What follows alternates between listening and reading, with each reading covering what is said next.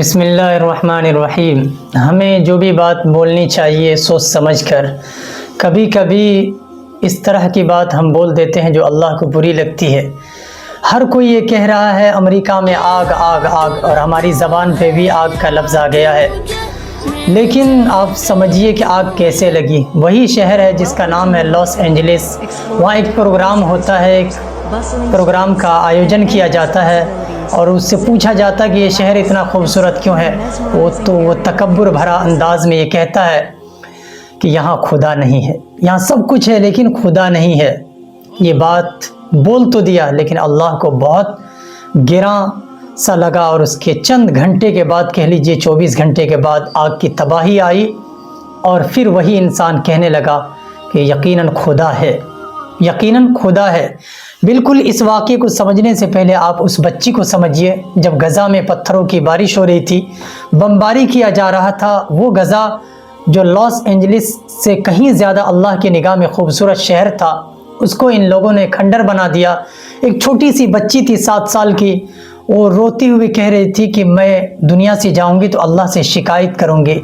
شاید ان کی شکایت اللہ تک پہنچ گئی، اور پھر تاخیر نہیں ہوئی، دیر نہیں لگا، اللہ کی طرف سے قہر اور غضب اور عذاب نازل ہوا۔ کیوں؟ اس لیے قرآن ہمیں یاد ہے، ان بطش ربک لشدید، اللہ کہتا ہے میں ڈھیل دیتا ہوں لیکن جب میری پکڑ آتی ہے تو پھر تمہیں معلوم ہے نا، بڑی سخت پکڑ ہوتی ہے۔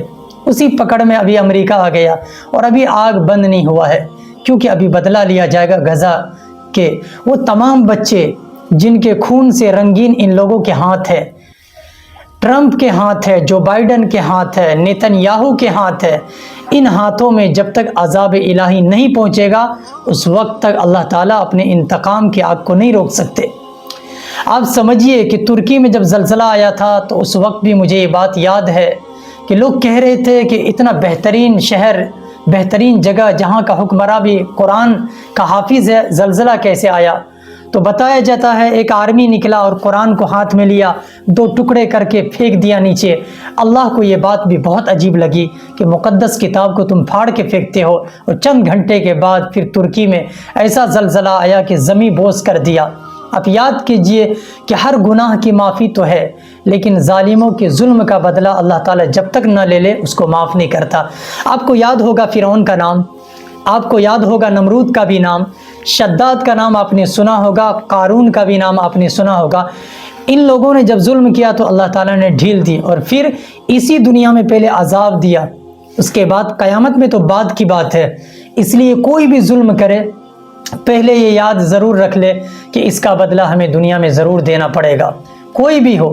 اس لیے امریکہ، انہوں نے کہا تھا ٹرمپ نے کہ جب میری حکومت آئے گی 20 تاریخ کو، یہی 20 جنوری، تو اس دن مشرق اوسط کو جہنم بنا دوں گا، یعنی جو ممالک مسلم ممالک اس کو جہنم۔ لیکن کیا ہوا؟ تھوڑا مسکرانے کا دل بھی کرتا ہے میرا، لیکن ابھی نہیں مسکراؤں گا، لوگ کہیں گے مذاق بنا رہے ہیں۔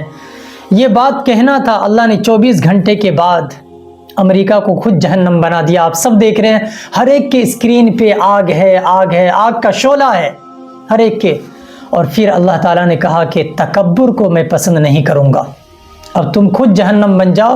اور کیا ہوا؟ جو کہتا تھا ہمارے پاس طاقت ہے، قوت ہے، اور ڈالر ہے، پیسے ہیں، بس یہاں خدا نہیں ہے، تو اس ملک کی کہانی آپ سب کو معلوم ہے نا۔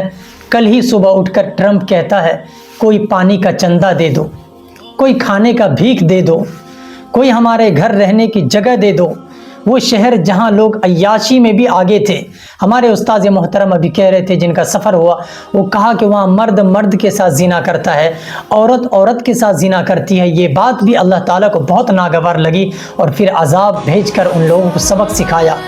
اور آپ سمجھیے، لوگ کہتے قدرت کی لاٹھی میں آواز نہیں ہوتی، لیکن میں کہتا ہوں قدرت کی لاٹھی میں آواز تو ہوتی ہے، لیکن ہر کوئی نہیں سن سکتا، جس پر وہ لاٹھی پڑتی ہے وہی سنتا ہے۔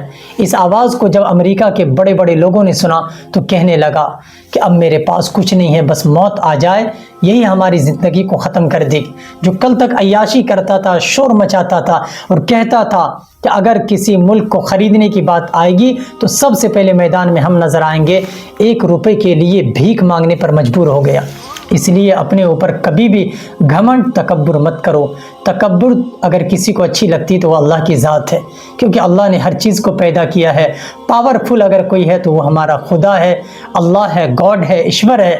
اس لیے جن جن لوگوں نے غزہ کے مسلمانوں کو تڑپایا ہے، پہلے وہ تڑپے گا اور اس کے بعد اس دنیا سے جائے گا۔ تم نے 90,000 لوگوں کو گھر سے بے گھر کیا تھا، ابھی کی خبر ہے کہ 1 لاکھ سے زائد لوگوں کو دوسری جگہ شفٹ کر دیا گیا۔ تم نے غزہ کے شہر کو کھنڈرات میں بدلا تھا۔ تم اپنی آنکھوں سے دیکھو کہ لاس اینجلس جو دنیا میں کہا جاتا تھا جنت ہے، اس کو آج جہنم اپنی آنکھوں سے دیکھ رہے ہیں۔ تم کہتے تھے ہمارے پاس سب کچھ ہے، لیکن آج تمہارے پاس کچھ نہیں ہے۔ تمہاری بھی زبان پہ آج آ چکا ہے کہ گاڈ ہے، اللہ ہے، ایشور ہے۔ تم بھی یہ کہنے پر مجبور ہو گئے۔ اس لیے میں ساری دنیا کو کہتا ہوں کہ کبھی بھی یہ مت کہنا کہ میرے پاس تکبر ہے، اس لیے کہ جسے دنیا سے جانا ہو وہ تکبر کبھی نہیں کر سکتا۔ ان اللہ لا يحب المتکبرین، اللہ تکبر کرنے والوں کو کبھی پسند نہیں کرتا۔ مجھے امید ہے کہ ہم سب کو یہ بات سمجھ میں آ جائے گی۔ اللہ تعالیٰ عمل کی توفیق عطا فرمائے۔